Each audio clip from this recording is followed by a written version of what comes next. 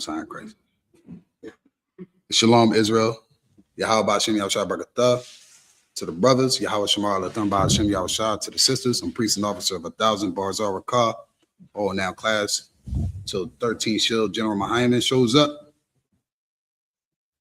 In the meantime, get your questions loaded. Get them ready.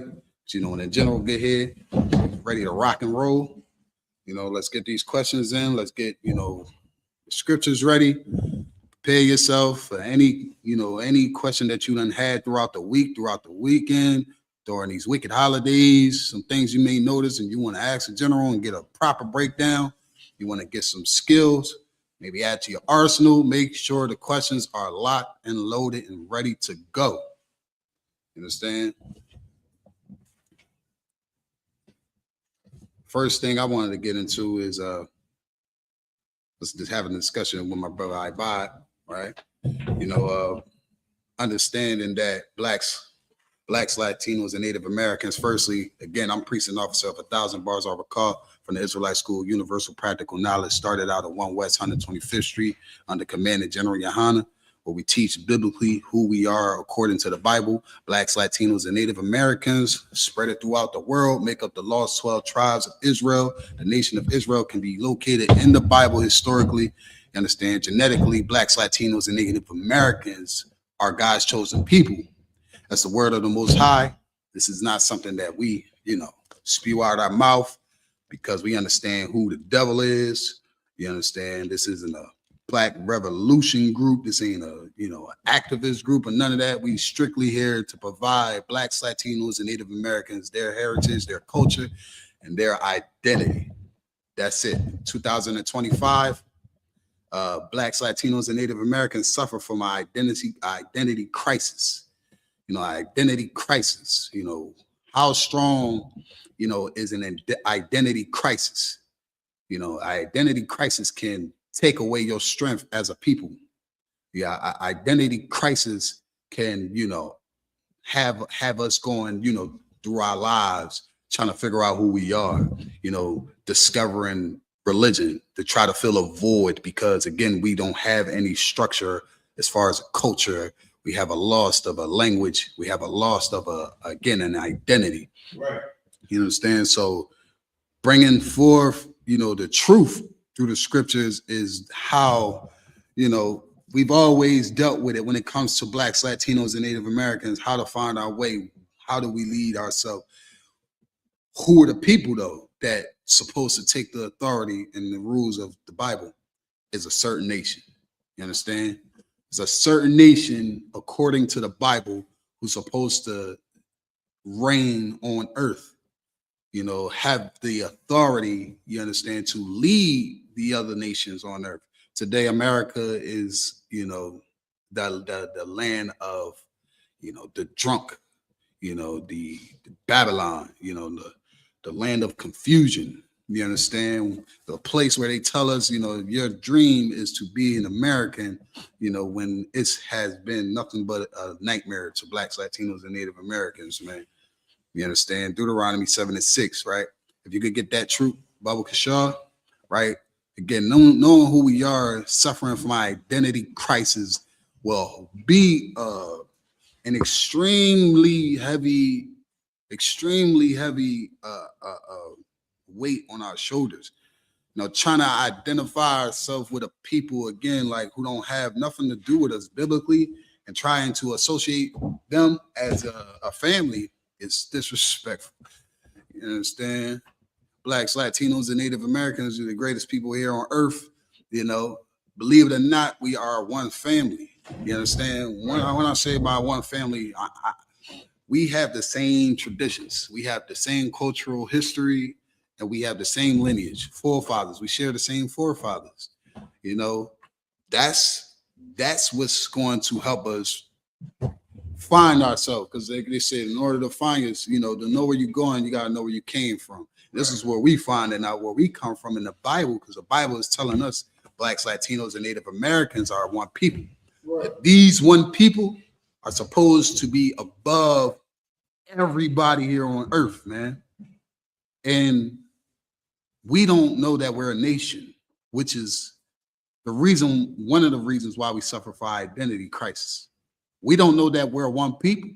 We don't know that God, the Most High God, the power of the Bible, our King Christ, you understand, who made the example of how we're supposed to live, but knowing the Most High chose Blacks, Latinos, and Native Americans to govern the world.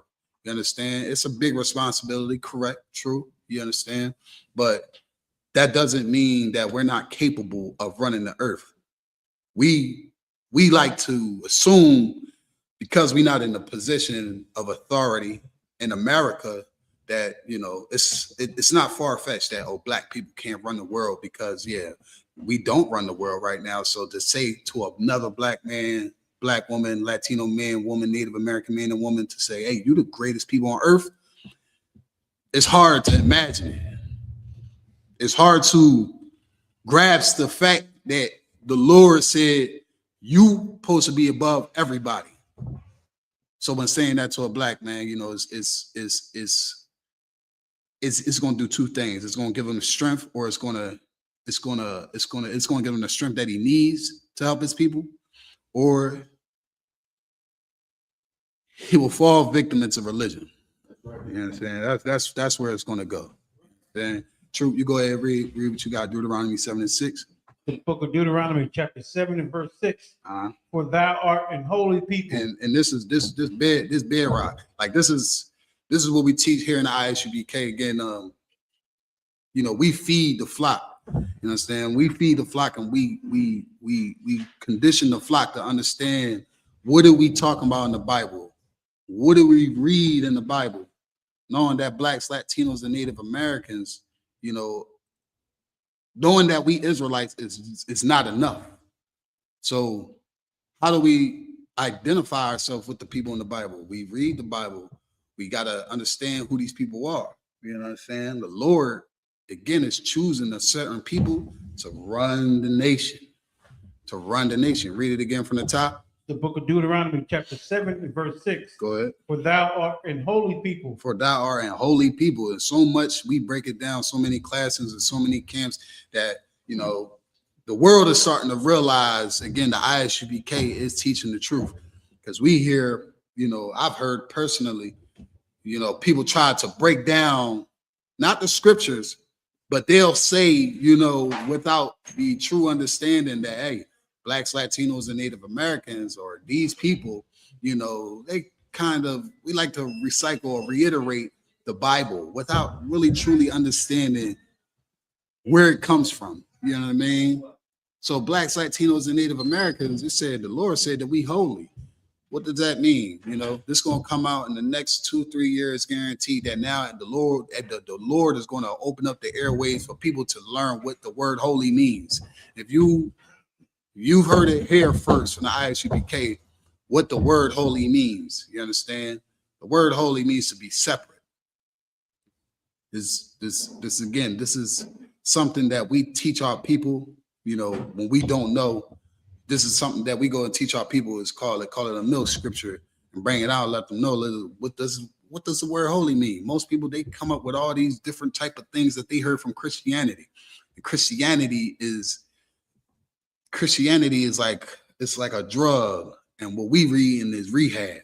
What we giving is the solution. What we giving is, the problem to their fix. You understand? The Lord said that we holy, we are separate people, separate. So a Christian won't say, hey, God loves everybody. That's what they're gonna say off rip. Immediately they're gonna say God loves everybody. But God said these people are holy, they are separate. You understand? This is right here letting us know that the Lord don't think like us. He don't think like an American. He don't think like a Christian. You understand? The Lord ain't thinking like an American. What do Americans say? They say, what they say on the back of a dollar? They say, under God, go ahead, about in God we trust. In God we trust. You understand? In God we trust. Who is we? You understand? Who is we? You know what I mean? Those people saying in God we trust, those are the same people that saying we trust in God, or the same people that put God's people in captivity. You understand? So to know, again, that we are supposed to be separate, That's what the Most High said. The Most High said that we supposed to be separate. You know, you wash your clothes, you don't wash on blacks and whites. You know what I mean? You separate them. Why? Because that's how it's supposed to be. You know, you separate your time. You understand? You don't merge everything together. The Lord is not with merging things together. Again, here in America, Christianity is one of the faces of America. You understand? And they teach us to get together. The Lord said, nah, y'all separate. You know, the Lord said we are separate people. Continue, read. Unto the Lord thy God. Unto the Lord thy God. That right there, like the Lord said, yeah, not only are you separate, but you belong to me. You understand? You get put under my wing, under my protection, under my shadow. That's what the Lord is saying. Like these people who are supposed to be separate, they're supposed to be in my shadow. They're supposed to walk in my ways. You understand? These are my people. I'm going to take responsibility for these people. You understand? Blacks, Latinos, and Native Americans in America, we don't know that we are these people. We don't know that we are the separate people. Outside of America, they know that they understand nations. They don't look at the world like, oh, we are together. No, they don't look at the world like that. You know, these other nations, they have their culture, they have their pedigree. You understand? They have their God. You understand? They don't look at the world like you could go over there in China, Indonesia, you understand, in these crevices of the earth. You understand? These people know that they are not the same as Americans. You know, as far as for what I heard, that people outside of America, you know, don't trust Americans because of the lifestyle, because of the stories that have been said, because of the way that we live. They say we're corrupted here in America, but we're not corrupted here in America. America is corrupted. America has been corrupted. The people of America who so-called discovered and established its constitution here were corrupted. So the story gets put on the people who are here, and we're separate. You understand? Although the Christians will say that, you know, Christ was sent here for everybody. That's another thing. You know, Christ wasn't sent here for everybody. Christ, you know, said that the salvation was only for the Jew. And why did he say that? Because the Lord was clearly making a separation here, and Christ followed that same code that the Lord followed. You understand? Read on, Truth. The Lord thy God has chosen thee to be a special people. See, and that's the part where a Christian will feel so violated, will feel so, you know, disrespected, because they spent majority of their life believing that black people and white people and Chinese people are supposed to be together and love your neighbor and all that. Where that right there, the Lord said, no, we supposed to be a special people, above people, you know. So who are we talking about here? Who was we talking about in this time? You know, the context is what matters. You know, those people were the people who were dealing with God. Moses was being dealt with the Most High. Moses was, you know, the voice of the Most High at that time. And Moses wasn't walking around with everybody on earth. Moses didn't come to, you know, free the Egyptians. Moses didn't come to free the Canaanites. Moses came for a specific people, a separate people. You know, they understood nations. You understand? This was clean. They understand nations. You know, we understand not here in America that we separated by a nation, but we understand that we have a choice of religion, and religion is what separates people here in America. You know, doesn't separate us because the Lord said, like here in Deuteronomy 7:6, the Lord said that we separate because he chose us. What separates people here in America is religion, language. You understand? What's some other things that separate people here in America? You know, well, we got culture. You understand? There's other things that separate us here in America. Let's go on the lower level. You got streets, corners. You know, this corner don't get along with that corner. You understand? This neighborhood don't get along with that neighborhood. You know, they understand what's separate. Why don't we understand when the Lord says something is separate? Why we gotta say, oh no, God is for everybody. God is, you know, that's not what he meant. You know, but we reading out of the Bible. You understand? And for a Christian to not understand, you know, the Bible is the reason why, again, the teachings, you know, is what put a stumbling block in front of majority of our people. You understand? Go ahead, read it on again, True. Read it from the top again, Baba Kashar. Sir. This is the book of Deuteronomy, chapter 7 and verse 6. For thou art an holy people unto the Lord thy God. That's right. The Lord thy God hath chosen thee to be a special people unto himself. Unto himself. Go ahead.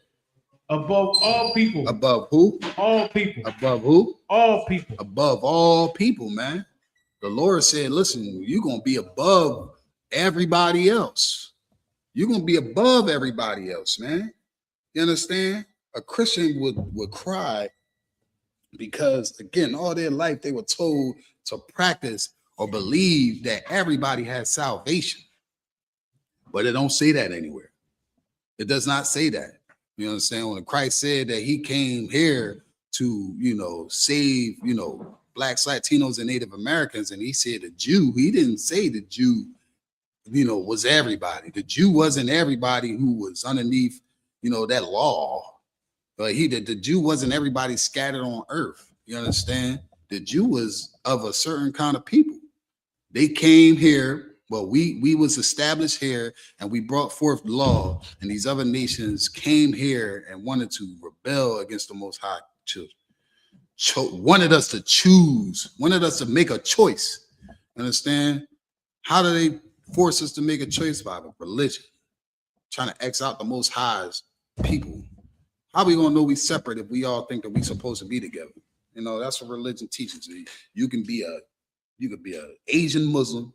You understand? You can be a white black supremacist. You understand? You could be a white man who loves black people. You know, I got black friends.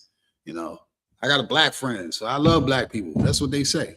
You know, you got Asians, they are still culture. You know, they love hip hop more than black people. They would dress up like black people. You know, you got the Jews, you know, who dress up like Run DMC. You know, trying to steal, you know, our culture, rob us from, you know, the music industry, the diamond industry, the banks, and all that. And all they can say to us is, listen, y'all gonna do what we want y'all to do, because why? We know that y'all not supposed to be, we know that y'all supposed to be separate. But how, again, identity crisis is a reason why we don't feel like we deserve that.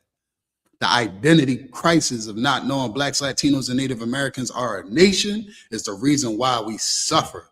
It's the reason why we can't pull together, because we think that we're not the same. We think that we don't have no relations to the Native Americans. We think we don't have relations to the Hispanics because of a language barrier, because of a culture that they enforce on our people. You understand? But a religion would have people thinking that they are one under God, when the Most High God of the Bible said that, hey, we're supposed to be above all nations. Right. You know, that right there would destroy, again, the philosophy and thought and spirit of a Christian, because a Christian would try to bring everybody together under that banner, and it ain't nothing but destruction coming towards a Christian church. To the Christian church, the people don't know. You understand? Read on, Truth. Above all people that are upon the face of the earth. Listen, that's just like a black man. He ain't gonna tell you once, tell you twice. He ain't gonna tell you a third time. You're supposed to be above all people, and reassured about saying, hey, above all people on the face of the earth. Because black people, we don't like to believe nothing until we see it. We damn near don't believe nothing until we hear it. You know, the Lord was saying, hey, we above all people. Above the people on the face of the earth. And who else is on the earth with us? Who else is on the earth? Who else we got as far as nations? True. Other races. According to the Bible, like who else is here with us? The Edomites. So the oppressor, the devil of the Bible. You understand? That's who has us in this captivity. That's who has us in this bondage, man. Who else?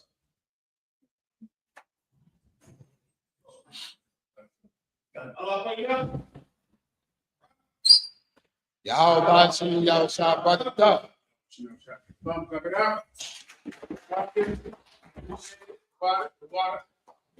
Please, let's get to your questions. Akim, Aguatian out there. I'll take all of your questions. Mi nombre es General Mahayaman. Estoy al servicio de el General YAHANNA.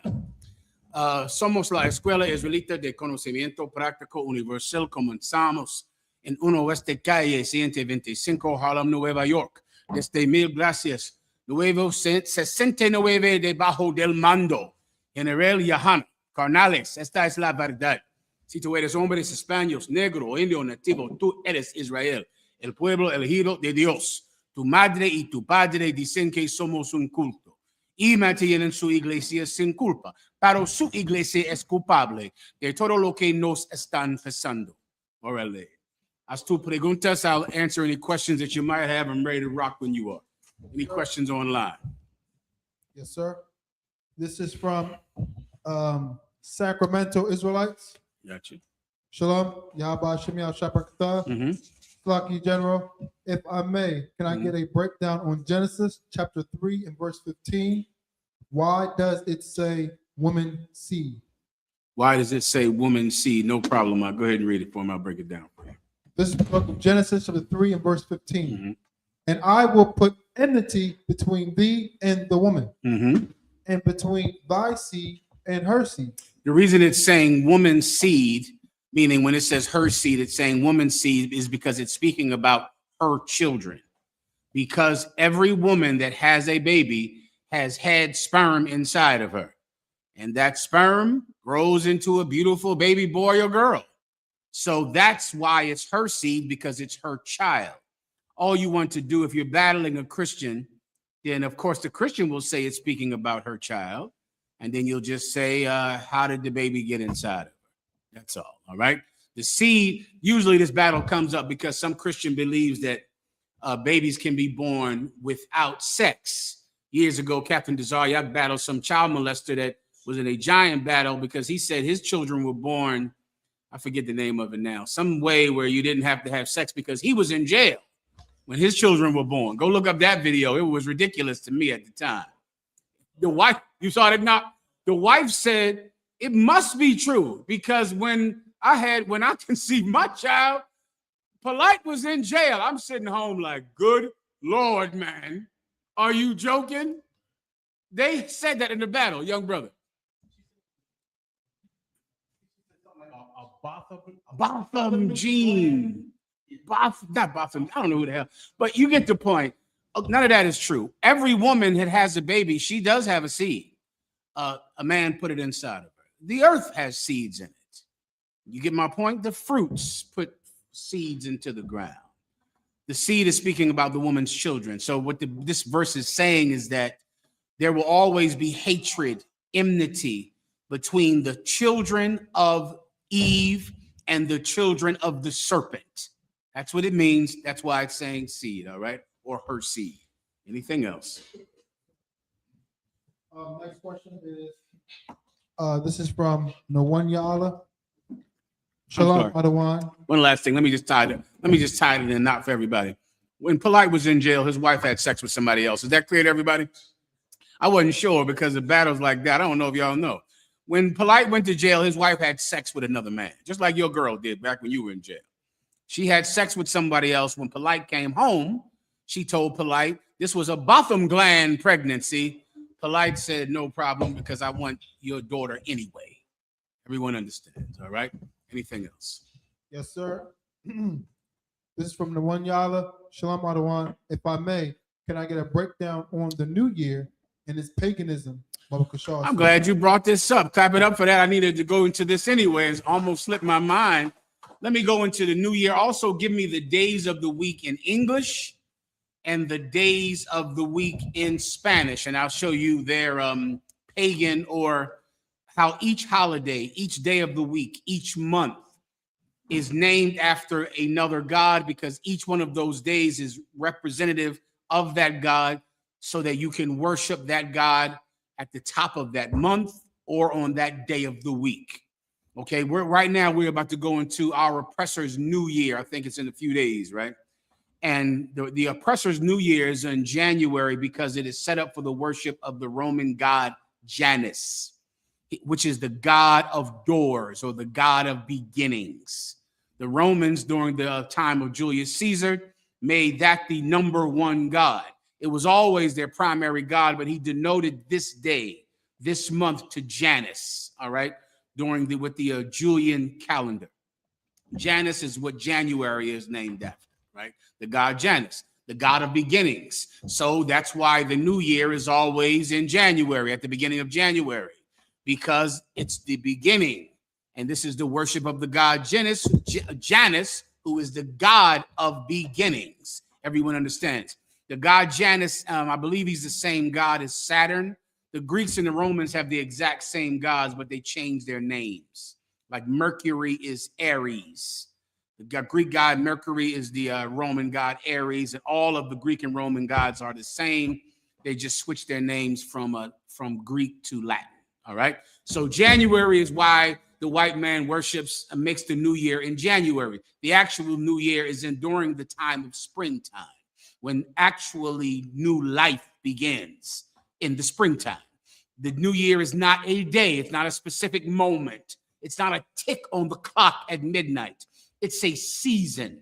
And the white man, his entire system is set up the way you would have to set up a system under a slave, to push a slave forward. Even the New Year's has a time to be at work. Just like you got to be at work at 9 a.m., the New Year is 12 midnight. 12 midnight on the dot. That's the most high God, brother. He truly has an evil and wicked slave over us who wants us to be a slave. Because even the seasons are on the clock. Everything is on the clock. The new year does not start at 12:01 midnight, January 1st. The new year is a time. It's a season. It's the springtime. Come on. Please. It's cold. It's not even winter yet. Winter coming the 21st of December. That's hell. That's rough. Yeah, it's cold, young man, because it's winter. That's kind of how you know, right? That's rough out. Okay, so January, the white man says that the new year is in January because he's worshiping the god Janus. Then you'll want to worship the god February. February is the she-wolf that supposedly suckled Romulus and Remus when they were, orphans hiding in a cave from their father, who was trying to kill them out of jealousy. That's a common theme all throughout Greek and Roman mythology. A child being killed by his father so that the child can have sex with the mother, because the child is always competing with the father. It's always, I forget the name of it, when it's like this rivalry between fathers and sons over inheritance and the mother's love. And that's a common theme in white people's life today. And it was a common theme all throughout Greek and Roman mythology. All right. February is the worship of that wolf. December is named after 10, the number 10. August is named after Augustus Caesar. Right. That's the time to worship him. Give me another month. June is after the goddess Juno. The goddess Juno, which is a fertility goddess, the goddess Juno, or the goddess of peace. Any more? April is another Greek goddess. Her name is April, and she's a Roman goddess. All of the months are named after gods. All of the days of the week in America. Friday is named after the god Freya. Freya is a Norse god. Wednesday is named after Woden, or Thor, not Thor. Woden. What's the guy who fought Thor's father? Odin. Odin is Woden in Norse language. So Wednesday is the day to worship Odin. Thursday is the day to worship Thor. Friday is the day to worship Freya. Sunday is, of course, the day to worship the sun god. Monday is the day to worship, you guessed it, the moon, right? Because just like the I.U.I.C. and the Muslims, they worship the moon. The Greeks also worship the moon because it's big and round and in the sky. and they'd rather serve the moon than serve the God that created it. Everyone gets it. Give me the Spanish days of the week. Do you have them? Please read them. Yes, sir. For Monday, lunes. Lunes. Lunes is to worship Luna or the moon. Like the lunar this, the word lunar is Latin for the moon. Monday is to worship the moon. Lunes. Go ahead. For Tuesday is martes. Martes. Martes is to worship who? Is it right in front of you? Oh, I'm sorry. It should be, look up. You can Google this by now. Martes, I want to say that's Mars, but you can Google it. Go ahead. No, Tusis. The god Tusis is another Norse god. The god Tusis. You can look him up. Tusis is a Norse god. All right. I believe that's all the days of the week in English. The days of the week in Spanish is lunes, martes, which should be to worship Mercury, but someone can Google that right now. If you have it, let me know, or else I'll keep going. Yes, sir. Okay. You have it? Yes. Go ahead. Thursday, Uves, Jupiter. Friday. Thursday. Let me look it up so I can read it. All right. Stand by. I'll get your questions next.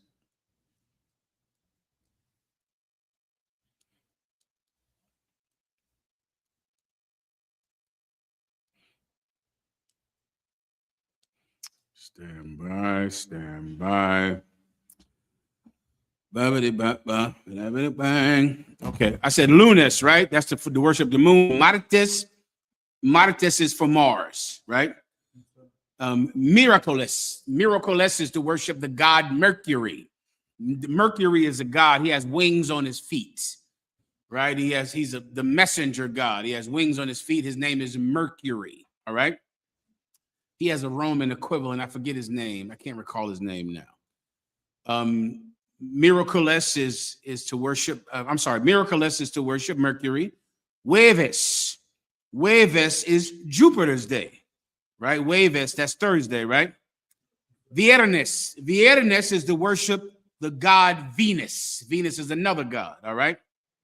That's also where many of the mythological stories about the Mother Mary come from, the worshiping of the god Venus, or the fertility goddess Venus. Viernes is to worship Venus. Sábado is named after what? The Sabbath. What is the Sabbath? That's Saturday. So right here in Spanish, the name for Saturday in Spanish is sábado.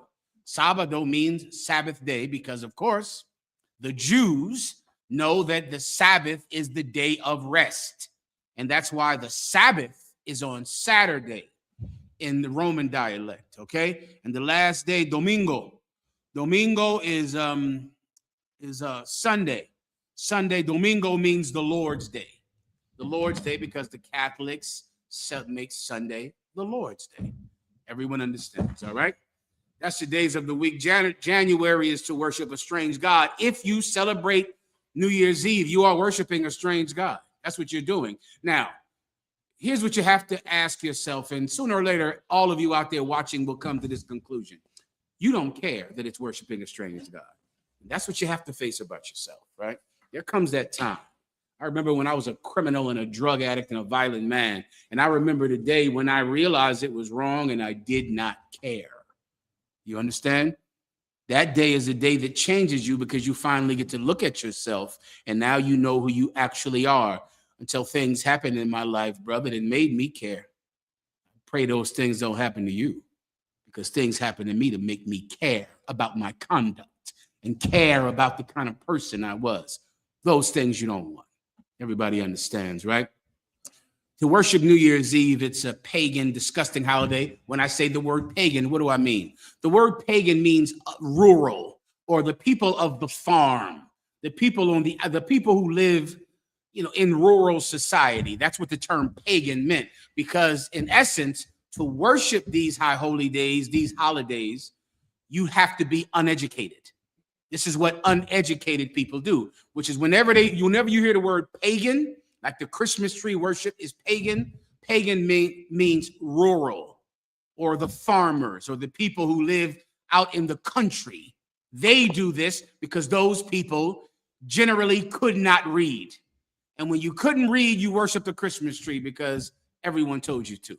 You did things out of tradition, not because you researched them, not because you had facts on them. Why? Because you are a rural person. All you know is mules and picking cotton or farming. So you worship trees and water and sticks and stars because you're ignorant.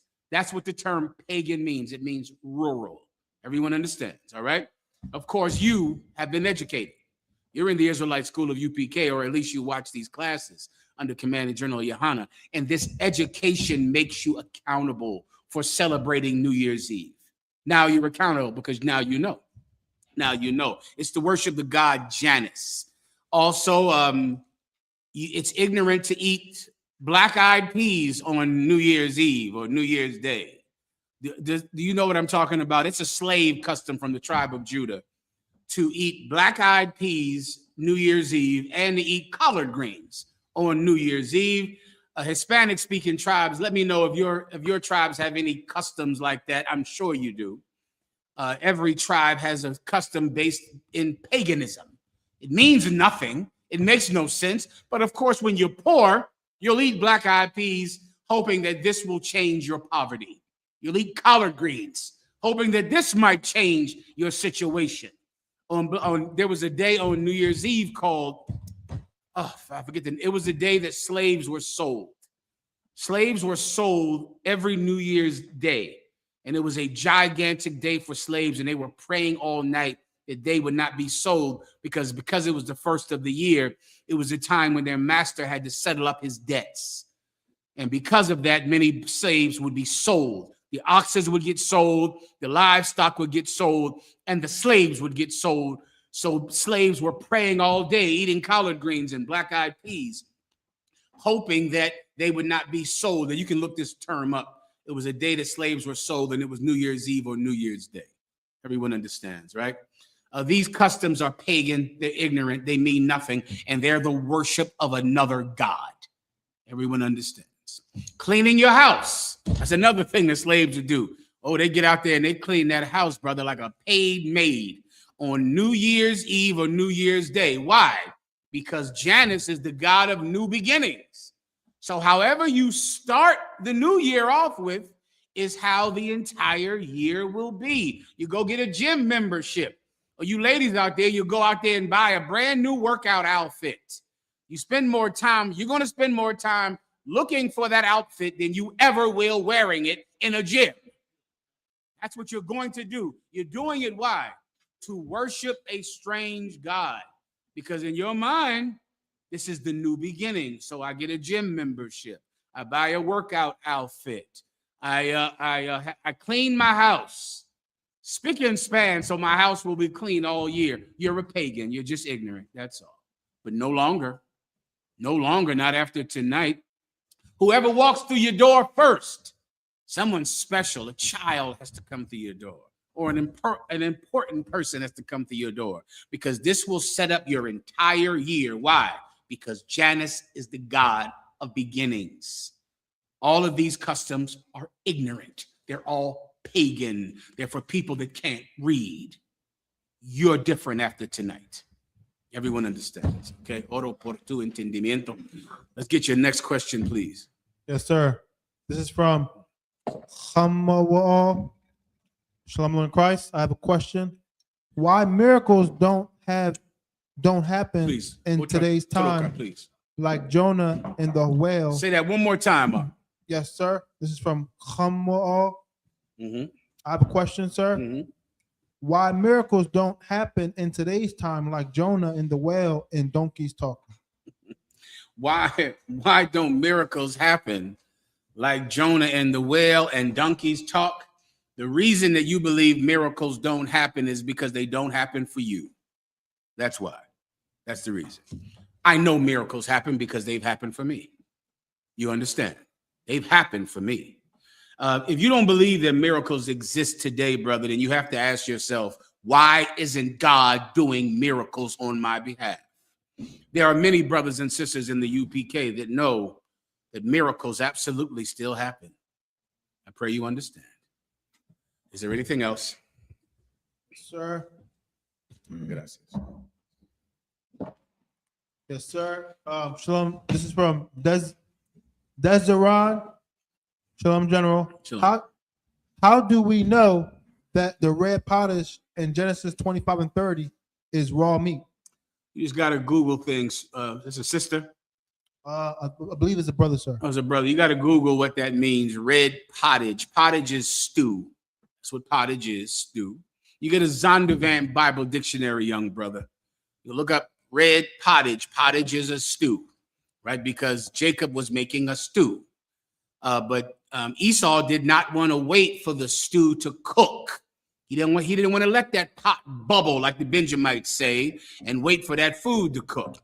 He wanted that red pottage. So imagine stew meat that you would make a beef stew with or venison stew with, and you don't want to wait until it's cooked. It's red pottage. To know, you got to get a Zondervan Bible dictionary. Próximo. Yes, sir. This is from Tribe of Issachar. If I may, mi general, a precept for keeping it Mi strong. general. Just so you know. Right. That's why he said me general. Because he's saying me general. Go ahead. Mhm. A precept for keeping it strong in the truth. A precept for keeping us strong in the truth. Boy. Okay, let me give you a general breakdown on that. There are precepts for anything and everything that is weakening you in the truth at that moment. That's what you want to first remember. You're going through problems with money. There are precepts about that. You're going through problems with heartbreak or sadness or someone that left you or grief, the loss of a loved one, the loss of someone important to you, loss of your health, loss of a child. There are precepts in the Bible every time you are weakened that will make you stronger. So you want to think that. Okay, they're all over the place. They're everywhere. What you just want to do is this. What is weakening you? Is it money problems? They're in the Bible. Is it sickness, sadness, being away from your family, not having what you believe you should have? Those things are in the Bible. And what you want to go through is you want to read the Bible. Read it, read it, read it. You're going to go, this is what I'm going through right now. This is it. That's why in the UPK we teach, learn the Bible, precept upon precept. That's why we have a precept book. So you can fill it up with topics. So you want to think of a particular topic. Let me go to the book of Job. The book of Job is an excellent example for brothers going through a different variation of sadnesses. Job lost his children. Job lost all of his money. Job even lost the loyalty, the comfort of his wife. He lost his health. He lost so much. And the Most High showed us that when he was going through those things in this physical world, Satan was challenging his loyalty and his integrity in the spiritual world. So now you know what's happening. Because many times as you're going through something terrible, you can think, this is just, almost like bad luck. Like this is just happening to me and this is going to continue to happen to me. You'll think it's permanent. Stories like Job show you the other side of your affliction. What's happening on the other place? What's happening where the Lord is? You're being tested. And they're waiting to see, will you fold or not? Well, many times, brother, if you know that, they're not going to see you fold. That won't happen. I forbid it. And you'll become the kind of man that forbids weakness. You understand me? That's what all these precepts do for a man. And I know there are so many people in this world that wish there was a magic pill for weakness in the spirit, for being someone that loses integrity, that loses loyalty. Let me tell you a grown man's truth, young brothers. There is no magic thing that will make you strong. You have to forbid weakness. That is the only thing that actually works. How do I know that? Because Jesus Christ did that. He forbid it. You go back to see when he was tested on that mountain, when he was on a fast with no food for 40 days. And he's on a mountain. The men with him, they can't stay awake. They're falling asleep. He wishes that they would stay awake with him because he knows he's dying soon. And he wants to spend every last moment with his brothers who he loves. He loves them. He loves his hermanos, amo hermanos. He loves them. They're falling asleep. He lets them go. He lets them sleep. He understands. He goes away to a mountain, brother, and he's tempted by Satan. Satan offers him everything he could want, not only to end his anger, to end his hunger by turning stones into bread, but to end his suffering by jumping off a cliff. Wouldn't that make everything better, right? Everything would be perfect. No more pain. No more crucifixion tomorrow, right? No more. Satan said, bow your knee before me and I will give you the glory of every kingdom on this planet. And he said, I, the Lord, say, I am the Lord thy God. Thou shalt have no gods before me. He forbid doing something like that. I can't do that. I can't do that, even though I would love to be rich and not just a fallen king's son who's a carpenter in a ghetto. I'd love to be something great, to have money, to have wealth. I'd love it. But I forbid doing this. I can't do that. I won't do that. Then he said, turn this stone to bread. Surely it will end this hunger that you're going through. The Lord said, man, yes, shall live by bread alone, but not only that, but by every word that proceedeth out of the mouth of God. I forbid that. I'm not doing that. And then finally, knowing a crucifixion is tomorrow, where he's going to be hung from a cross by his feet and hands and asphyxiate himself to death. He forbids it. I'm not jumping off of this mountain and having a quick end. Nah, I forbid it. Even so, when he came down, they were crucifying him, brother. They tried to give him poison mixed with wine. It's gall mixed with wine.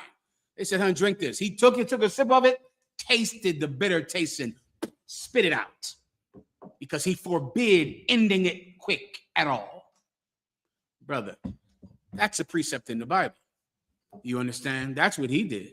He went through those stories. Each thing he told Satan is a precept in the Bible, is it not? Thou shalt have no gods before me is straight out of the law. He used that precept when Satan told him to bend the knee.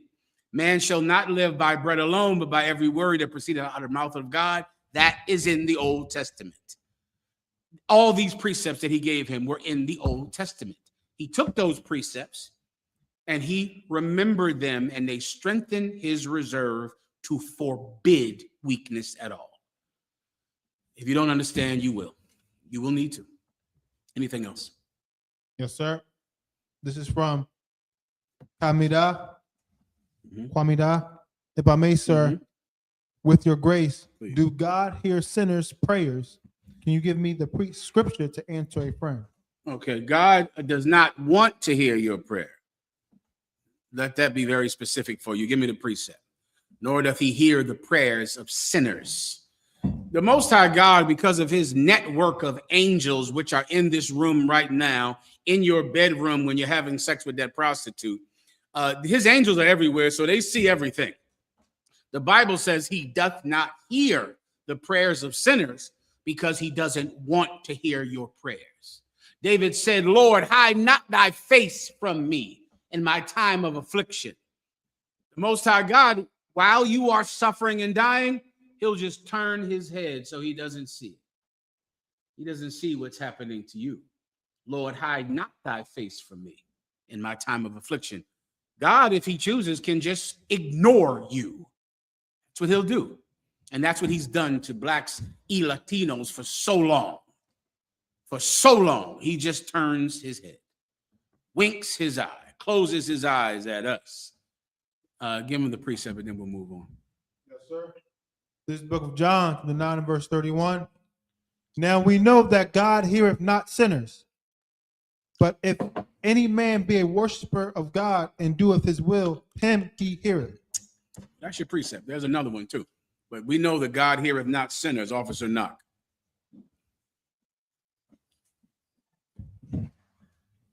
We're going to start at Isaiah 1 and 15. And when ye spread forth your hands, I will hide my eyes from you. Yea, when ye make many prayers, I will not hear. Your hands are full of blood. That's your precept. All right. Is there anything else? Sir. Give Captain REI a hand. He came back from Jamaica.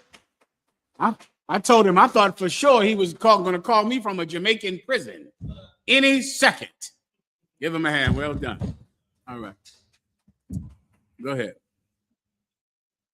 Khan, this is from Kamawal. Mm-hmm.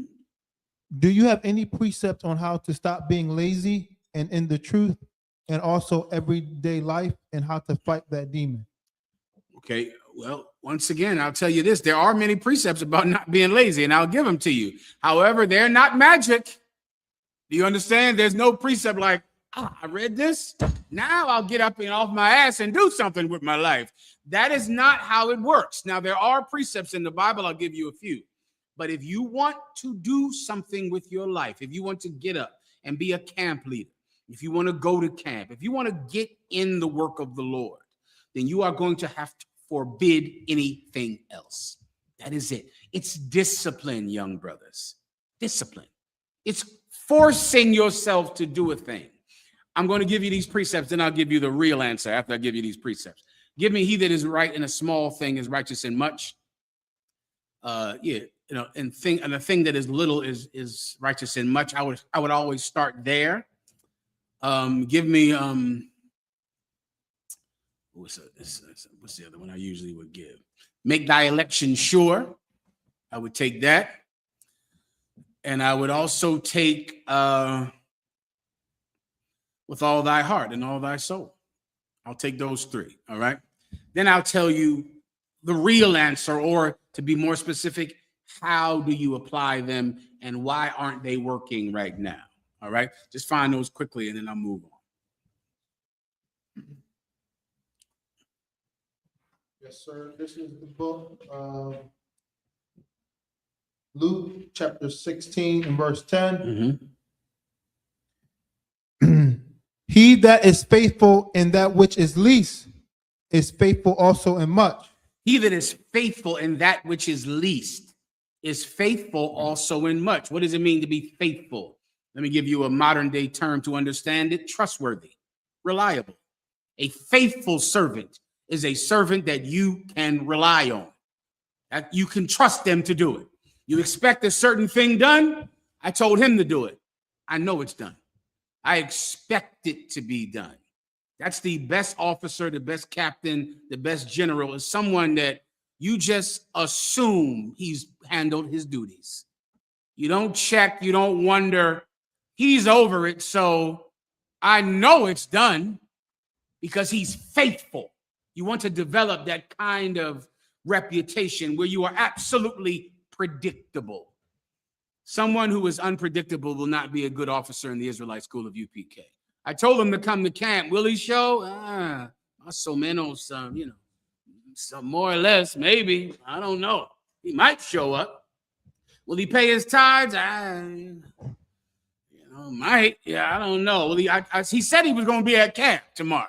Is he going to be there? We'll see. Primeramente Dios. We'll see. Lord allow. Maybe he'll show up. I don't know. Espero. Hopefully. That's an unpredictable person. He won't be any good around here. Not for long. I'll run him out the truth. I run all that type out the truth constantly. I make it my, profession to run the weak out of this school. Someone that's predictable, faithful, right? He that is faithful in a small thing is faithful in much. How do you become someone that is reliable? Do a small thing with all your heart and all your soul. Just pick a thing. And sometimes in your mind, you'll think, man, I want to become this different person, right? Like so many brothers are like that.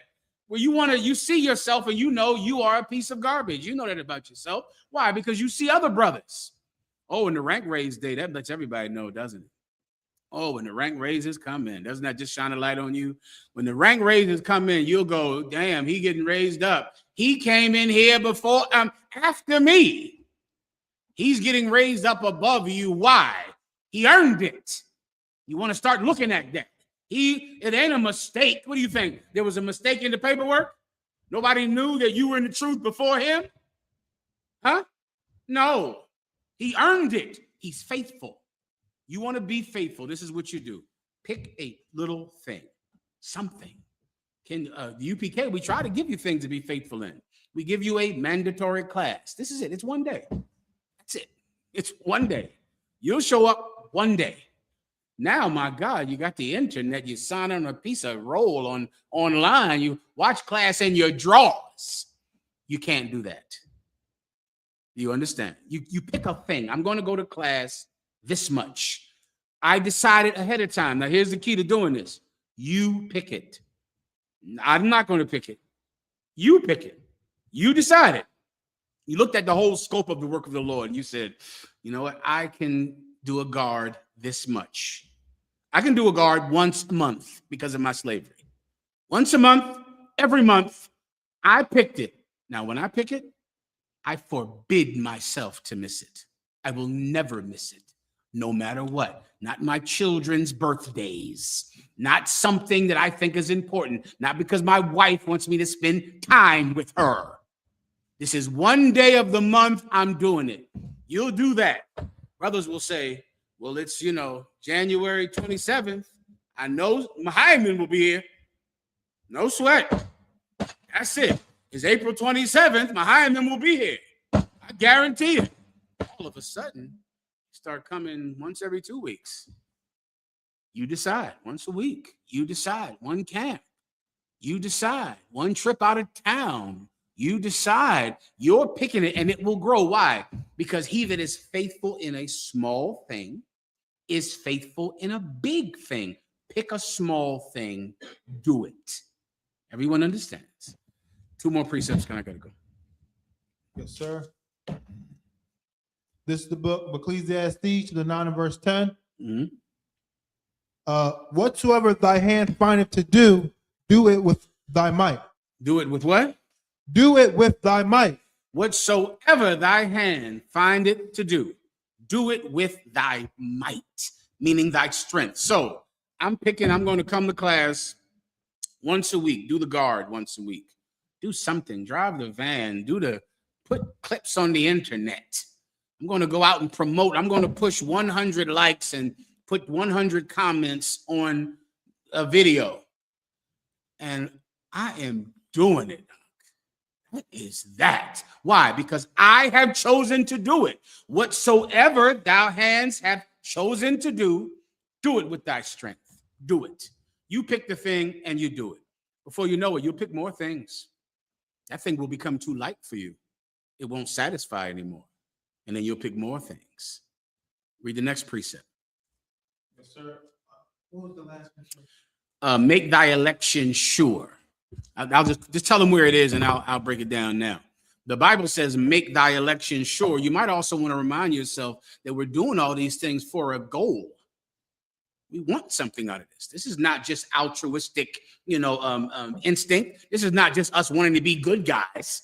There is nothing good about me, nothing at all good about me. But I absolutely can pursue a goal. I can do that.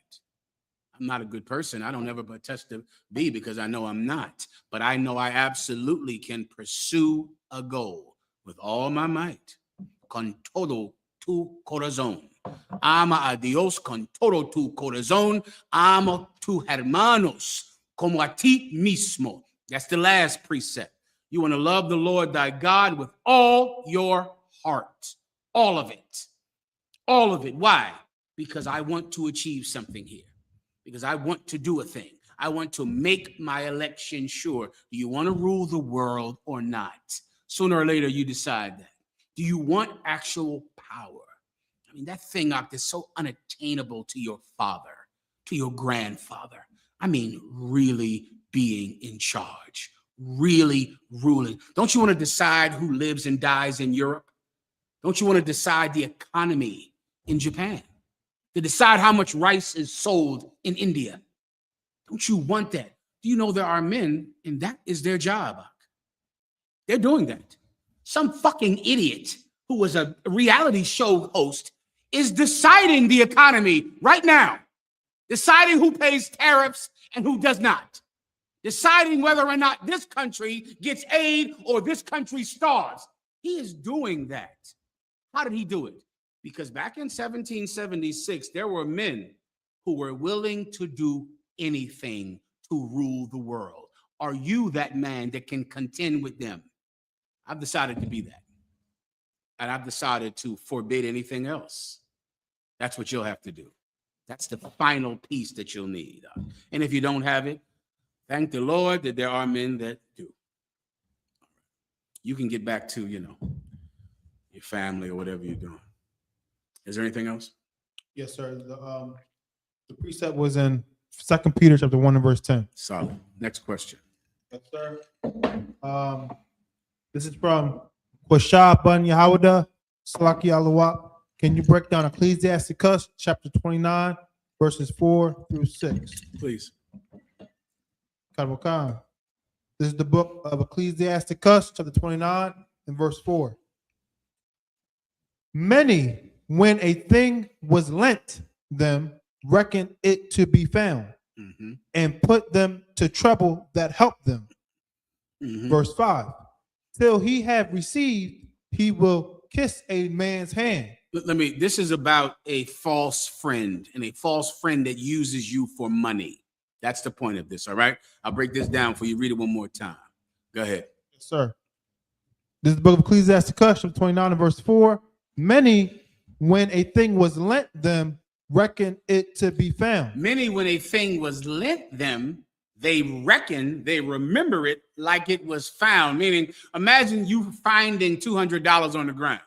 You'll go, thank the Lord, I found $200. Whoa. I lent you $200. You didn't find that money. But so many people, when a thing is lent them, they reckon it as if they found it. Do you understand? They look at it like a blessing fell into their hands, not that they received a loan from someone.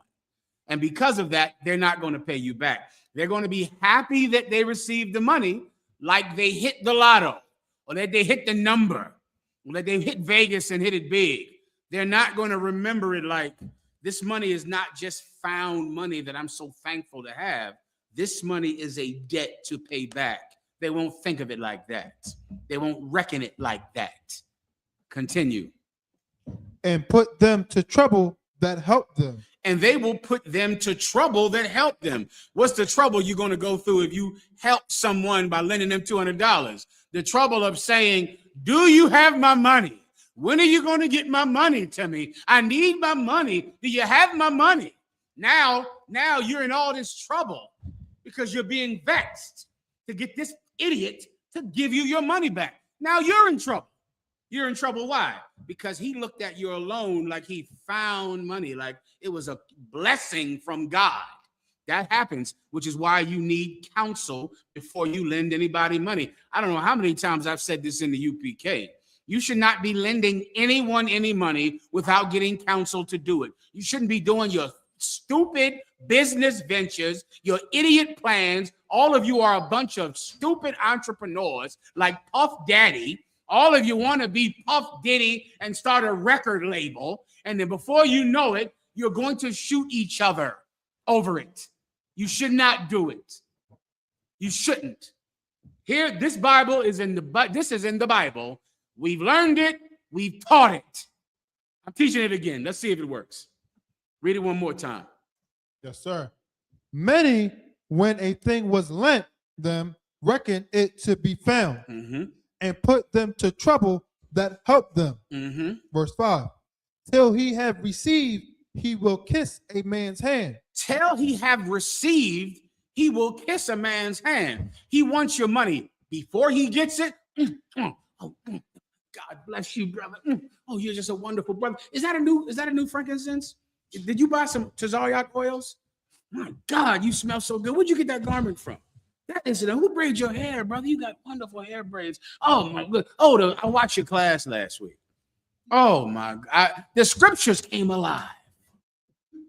I heard Jesus is black, but not quite like you break it down.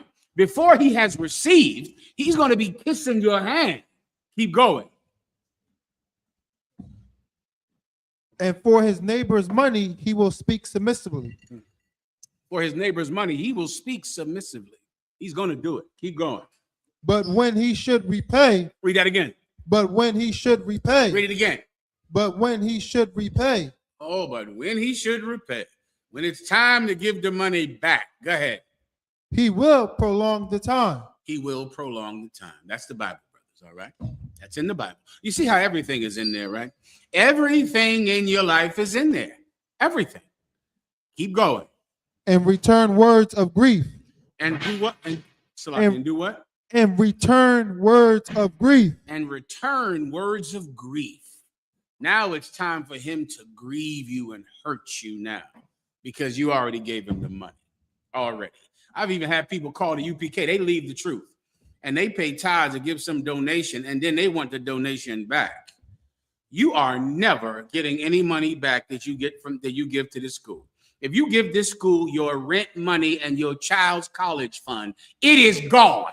You will never receive it again. Your mother needs a heart surgery. You're not getting the money back ever. Everyone understands. Anything else? One more verse, sir. Please. And complain of the time, verse 6. And he complains at the time. You know, that's like, but I need more time. Come on, I need more time. He'll complain. Now he's not kissing your hand anymore. No more compliments now. Now he's grieving you with his words and complaining about giving the money back today. He needs another week. He needs next week. He needs 2 weeks. He needs to tell the paycheck or top of the month or whatever that garbage is they always say. Keep going when the taxes come in. That's next. When he gets his taxes, continue. Verse 6. If he prevail, he shall hardly receive the half. Read that one more time.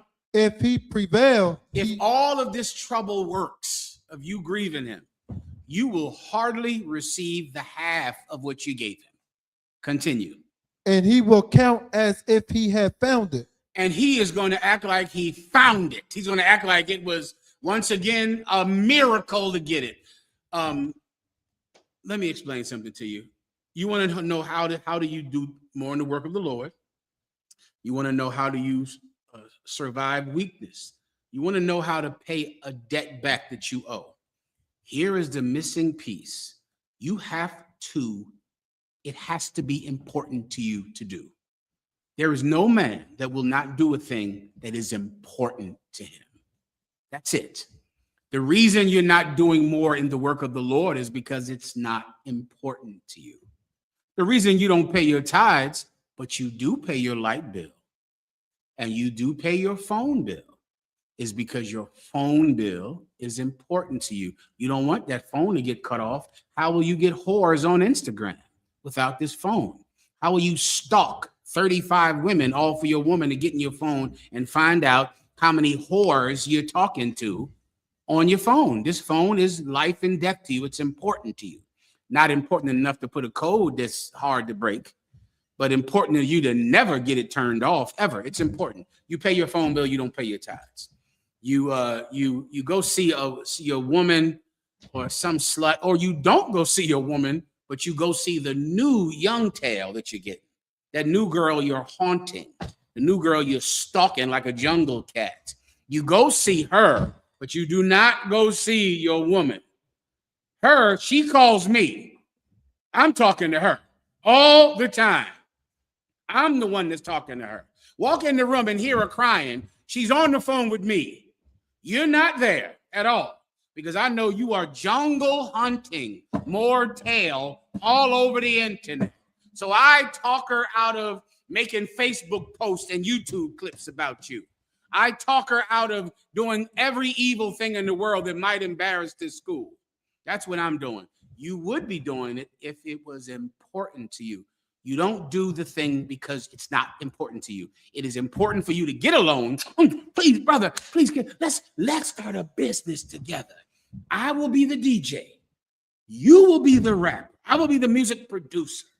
You will rap, or you will produce and I will rap. And we will start Two Simple Brothers Records. And we're going to be a record label. We're going to rap because, of course, my rapping is the best. There is no better rapper than I am. Your beats, fire. Fire beats. Clearly, we're going to be millionaires in a month. You're going to give all that talk up until the money is gone. And then you're going to hate him. That's how it works. It's like a marriage. You know, when you meet a woman, like Juliana always said, when you meet a woman that, because you are such a stupid idiot, meet a woman that will be a good ex-wife, because whoever is with you is going to become your ex. So you want to look at her and be like, will she make videos about me? She won't. Okay, I'll marry her because I'm going to lose interest in her anyway. Meet a good ex. Meet someone who you think will be a good ex. And when you go into business with some brother to become a record label or to become some entrepreneur, what's the brother that will be a good enemy? Because he and I are going to be enemies at the end of this. Are we going to get in a fist fight? Are we going to shoot each other? No, then I can't pick him. You need a brother that's just going to just stop talking to you. You don't need a brother that you're actually going to shoot each other in the middle of the street. Everyone understands. I know you don't. I'll move on. Is there anything else? Yes, sir. This is from Ayathan. Slaki, sir. May I have a breakdown on Romans chapter 2 and verse 4? You got it. Yes, sir. This is the book of Romans, chapter 2 and verse 4. Or despisest thou the riches of his goodness and forbearance and long suffering? You better go me 2 verses. Is there something in specific about this he needs? Just a general breakdown, sir. Go ahead. Read 1 verse above it then. Yes, sir. Verse 3. And thinkest thou this, O man, that judgest them which do such things? Read 1 more verse above it. Kavokah. Verse 2. But we are sure that the judgment of God is according to truth against them which commit such things. 1 more verse. Kavokah. Verse 1. Therefore thou art inexcusable, O man, whosoever thou art, thou judgest, for wherein thou judgest another, thou condemnest thyself. Okay, I think that should be a good place to start. When you judge another, you condemn yourself. What judging are we speaking about here? Just so you could understand it, just to make sure that you don't have any Christians still left in you, give me Romans, the 6th chapter. Romans 6, that's what you need. This is the book of Romans 6 and verse 1. What shall we say then? Shall we continue in sin? Give me the saints shall judge the world. I think that's there, but I could be wrong. Yes, sir. Kavokah. Know ye not that the saints shall judge the world? Maybe 6 and 15, and maybe it's not there at all.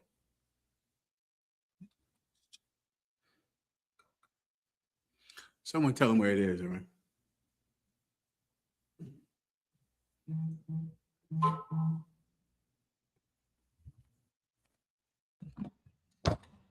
Yes, sir. I think it's 1 Corinthians 62. That's right. This is the book of 1 Corinthians chapter 6 and verse 2. Mm-hmm. Do ye not know that the saints shall judge the world? Keep going. And if the world shall be judged by you, are ye unworthy to judge the smallest matters? Paul said, don't you know that the saints shall judge the world? And if the world shall be judged by you, can you not judge the smallest matters? Judgment is a good thing, and you are absolutely supposed to judge. So then what is the other precept speaking about when Christ said, judge ye not, or else you will be condemned? These are 2 different kinds of judgments, all right? What Christians run from is the good judgment. What's the good judgment? Having judgment in the sense of knowing right from wrong. Christians don't think that that's right to do. Christians think it's wrong to say being a homosexual is wrong. Hey, you can't judge me. That is exactly what I'm supposed to do. Why? Because the saints are going to judge the world. And if we shall judge the world, can't we judge the smallest matter? You know how tiny a judgment it is to know that being a homosexuality is wrong? Look at the damage it has done. The AIDS epidemic taught you nothing. Nothing. The child molestation. Have you ever met a homosexual that has not been molested? Go talk to some of them. Talk to these lesbians and see that all of them have been molested. Talk to the brothers who are gay. prancing up and down the street on Gay Pride Day like a peacock. If you talk to him, he will tell you that he was molested. He had sex with his cousin when he was 6 or 7 and his cousin was 15.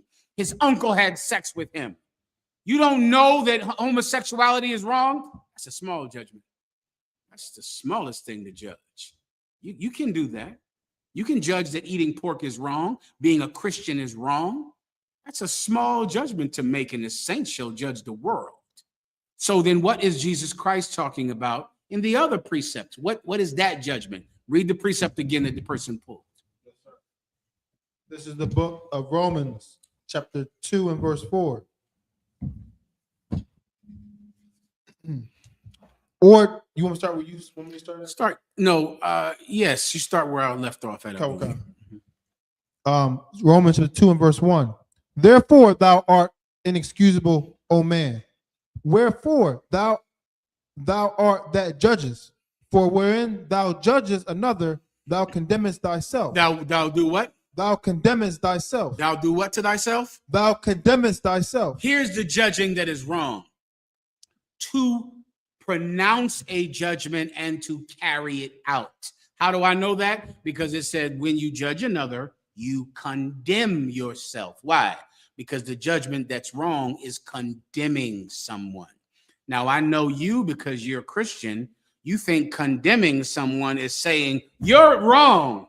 That's not what condemning someone is, young brother. Condemning is what happens when you go to court and you murdered someone in states like Alabama or Texas or Mississippi. You get condemned, which means you get put to death. You get the death penalty. The judgment that's wrong is not the judgment of character, the judgment of right and wrong, the judgment of saying that's wrong. You shouldn't do that. You should stop that. The judgment is wrong is when you go and try to harm a homosexual. You go and try to kill someone or harm someone physically because they're committing a sin. That is the judgment that gets you condemned because you are condemning them. You're killing them because you believe they're a whore or a prostitute or a sinner of some kind. You go out and shoot them. You go out and harm them. Like the people on January 6th, they went to go kill the vice president, to go kill Nancy Pelosi. The people that go and commit acts of terrorism and go shoot people, Osama bin Laden and the white terrorists that are running rampant through America right now today. They're hurting people because they believe those people are sinners. That is what the Bible says not to do. But you're absolutely supposed to say, that's wrong. You should stop. That's good judgment, and it's small. It's small. Everyone understands, all right? I believe I broke it down for him. Anything else? Sir.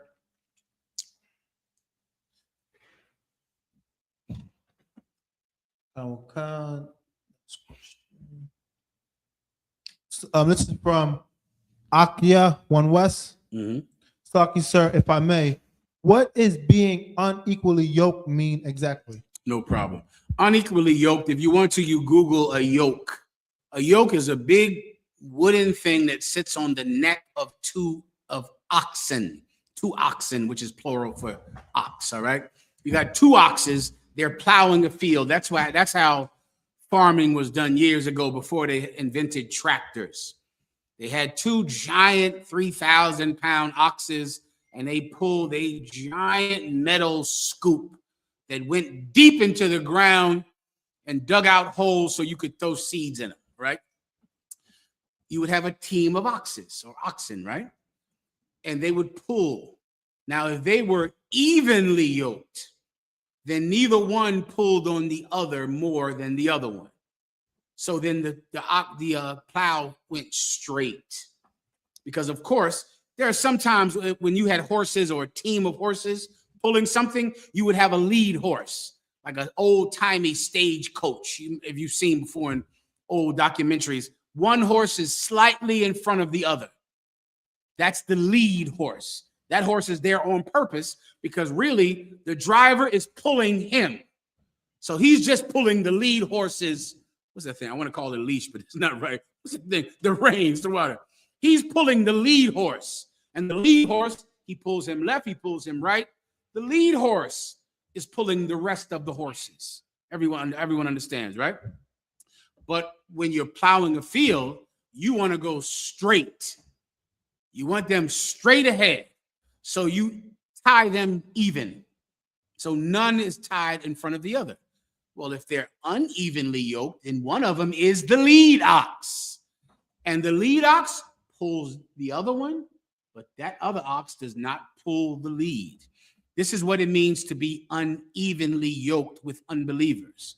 You are feeling pressure to go to their house for Christmas. You're feeling pressure to go to their house for birthdays and for New Year's Eve, and you feel it. You feel it like, I'm going to go. My mother called me 2 days ago. She said, our Captain Aria is home from law school and Mayan is home. Bring them to my house for family day. I said, what if I'm down on the phone like, what is family day? I says, I'll be in New York on Thursday. She said, come to my house Thursday for, oh shit. Then it hit me. Family day is on Thursday, last Thursday. Family day is Christmas. I'm sitting on the phone like, what the heck is family day? I'm in New York on Thursday, Ma. I don't know. They can't go. They're not going to be available. I in Jamaica. The other one is there. I can't go down there. Oh, shit. Is you talking about Christmas? Is that what this is all about? Well, people in the world will pull you, and you will feel the pressure to go to their house for Christmas, to celebrate their birthday, but you're not really celebrating birthdays, right? You're just going over her house, just to have fun with her, just to see her, right? Just to go see the kids, right? You going over there on New Year's Eve just because they're having a party. Well, are they coming to the High Holy Day? Were they at Hanukkah? Did you pull them into Hanukkah? Will they be at the Passover? All of your unbelieving family members who will make you feel so much pressure to be with them on Christmas and New Year's Eve and birthdays. Do they feel pressure to come to class with you? You know they don't. You give them no pressure to join your crazy cult, but they're giving you so much pressure to join an organization who molests children. Well, you are unevenly yoked with unbelievers if they pressure you to come to Christmas, but you don't pressure them to come to the Lord's high holy days and to come to class in the UPK. You are unevenly yoked. Everyone understands. All right, next. Yes, sir. Next question, sir, is from One West Princess. Stocky, sir, if I may, what is the tares and wheat parable about? The tares and wheat parable is about people in the truth. Some of them are sincere. Some of them are not. And when the time comes, the ones who are not sincere will be weeded out. That's what the wheat and the tares parable is about. It's about brothers in the school. It's because Jesus, give them the parable quickly, if you don't mind. And remember, when Jesus Christ gave this parable, it was when he had fed 5,000 men with fish and bread, numbered them up, fed them, put them in rank order. And at the end, it was 11 men who were still with him. Everyone left. And the men who were still there were trying to understand why so many brothers left the school. Why'd they leave? Even Judas, who was with us in the beginning, even he betrayed us and left. They're sitting there like, how in the hell could this happen? Jesus Christ was trying to explain to them why and how people leave the truth. That's what the wheat and the tares precept is about. Go ahead and break it down. Yes, sir. This is the book of Matthew, chapter 13 and verse 24. Another parable put he forth unto them, saying. What's the first? We said another. Read the other parable. Just remind me what the other parable is. Yes, sir. Yes, sir.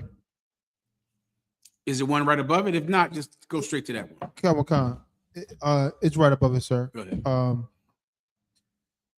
ahead.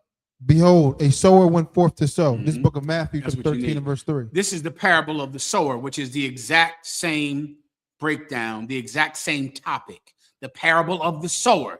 Somebody goes out and they plant seeds, right, in a field. They just throw them like an old time way of planting seeds. You just threw them in the ground, threw them like this, right? Some seeds go in deep in the soil. Some seeds don't. Some seeds go on rocks. Some seeds go in the soil good and they grow the other seeds don't grow, right? That's the point. I'm speeding it up so you can understand it, all right? He's explaining that this is why people leave the truth, because they never got deep enough in it to begin with. That's why they left. And then when affliction came and turmoil came and persecution came, then they left. Other ones left for money. That's why they left. Other ones, the cares of this world strangled them and they couldn't give fruit. But then there's other people, they get in it and they get in it deep in it. Oh, they're going to bear much fruit. That's the point. This is another parable on the same topic, which is how you know what this topic is about. Because he's saying he gave them another parable, meaning it's the same topic as the parable above it. Continue. Read it from that part, and he gave them another.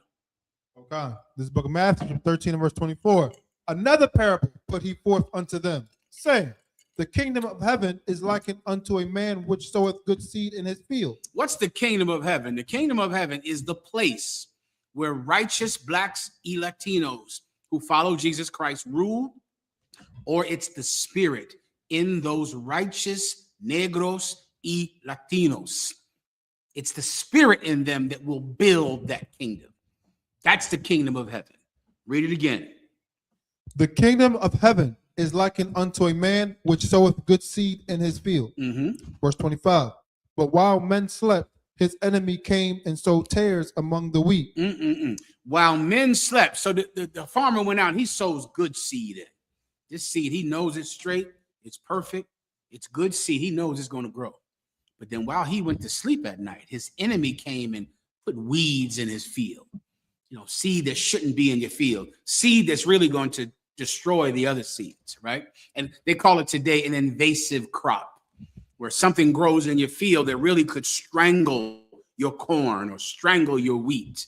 It's called an invasive crop today. His enemy came and planted those seeds mixed in with his good seed. Keep going. Okay. Verse 26. But when the blade was sprung up and brought forth fruit. When the blade was sprung up, the blade is speaking about a blade of grass. So the seed was planted, a blade of grass sprung up, and it brings forth fruit. Keep going. Then appeared the tares also. Then also this invasive crop came up too. So I imagine I got corn or something in my field. It's sprouting, but then this weed grows up right next to my good corn. Continue. Verse 27. So the servants of the householder came and said unto him, Sir, didst not thou sow good seed in thy field? So then your gardener comes to you as you're the owner of the field, and he says, Sir, didn't you sow good crop into this field, good seed? Keep going. From whence then have it tares? How did these weeds grow up in the same field that you planted this good crop in? Where did these weeds come from? Verse Keep 20, going. Verse 28. He said unto them, This is what the owner of the field said. Go ahead. An enemy have done this. A what? An enemy have done this. A what? An enemy have done this. Oh, yeah. Our enemy, he's done this. He put this seed among us. He did this. Our enemy. Continue. The servant said unto him, Wilt thou then that we go and gather them up? So do you want us to go out there and pluck out all these weeds? Get rid of them? Go ahead. Verse 29. But he said, Nay, lest while ye gather up the tares, ye root up also the wheat with them. Don't do that. Because while you gather up the weeds or the tares, you might pluck out some good fruit by mistake. Don't do that. Don't go out picking this person because you think that he is sent here by an enemy. This brother is a spy. This brother is no good around here. I'm going to pick on him. I'm going to get rid of him because you think he shouldn't be in here. You think really he's here to hurt the school, to hurt the work of the Lord. So I'm going to go find him. Well, what if as you're looking for all these bad brothers, picking them out, what if you pick out some good brothers by mistake? What if that's what you do? Continue. Verse 30. Let both grow together until the harvest. Do what? Let both grow together until the harvest. Do what? Let both grow together until the harvest. Let them both grow together. Who cares? Who gives a damn? They'll just be in here together. Some brothers in here because they're sincere. Other brothers are sent in here by the COINTELPRO. program, because Donald Trump sent brothers in the school like he did the Black Panthers, destroyed them. The Brown Panthers destroyed them. Black Lives Matter destroyed them. Muslims he totally set Malcolm X against that fool, old man he was following. Elijah Muhammad, my God. I mean, some cats start talking to Malcolm X, telling Malcolm X that Elijah Muhammad had wives. Malcolm X, because he wanted to be in charge, used it and destroyed himself and destroyed the Nation of Islam. Then you had another cat with what's the other cat who was with Louis Farrakhan? Black bald-headed cat. I forget his name. He's dead. Anyway, all of these organizations, they all turn on each other. All of them. What destroys organizations who are not mainstream Christian organizations? Infighting. That's what destroys organizations like ours. Fighting each other. That's how all of them end. Divide and conquer. That's how imperialism oppression works. It worked with the Mexica over there when they turned the Aztecs and turned the Aboriginal or Mexicans against each other. The Spaniards did it and they fought each other and then they killed each other. It worked with the Civil Rights Movement. It worked with the Nation of Islam. It worked with the Black Panthers. The modern name for it is the COINTEL program of the FBI, when really the members in the organization work for the government. They're there.